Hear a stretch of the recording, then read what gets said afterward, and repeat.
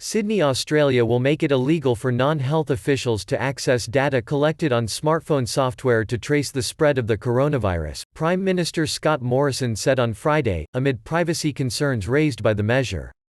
Australia has so far avoided the high death toll of other countries, with only 78 deaths, largely as a result of tough restrictions on movement that have brought public life to a standstill.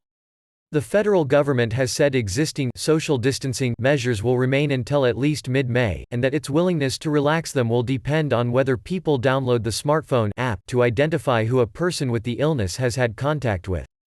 The tracing app, which is yet to be released, has raised concerns from legal and privacy advocates who have said the location data it collects may be used by unrelated bodies like law enforcement agencies.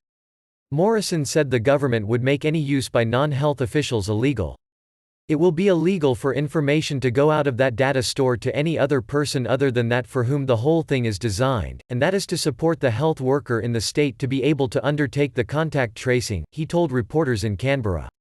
Morrison also confirmed a local media report which said the data would be stored on servers managed by Oz, a unit of U.S. internet giant Amazon.com Inc., but added that it's a nationally encrypted data store. The promise of laws to limit use of the app came as the Australian authorities reported another day of low single-digit percentage increases of the illness, which has infected about 6,700 people and resulted in 78 deaths in the country. With the country's borders closed for weeks, Morrison said the illness was now in its community phase, which meant the health authorities hope to slow the spread by widespread testing, even of people without symptoms, and contact tracing.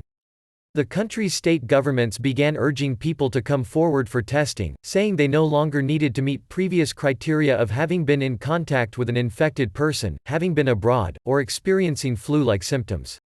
A cruise ship linked to a third of the country's coronavirus deaths left the country on Thursday after a month docked in local waters. The Ruby Princess, owned by Carnival Corp., has become a flashpoint of public anger after being allowed to unload thousands of passengers in Sydney without health checks on March 19. Hundreds of its passengers later tested positive to COVID-19, about 10% of the country's overall cases. Separate criminal, coronial and government investigations have been launched to find out how the ship's operators were allowed to let coronavirus patients disembark.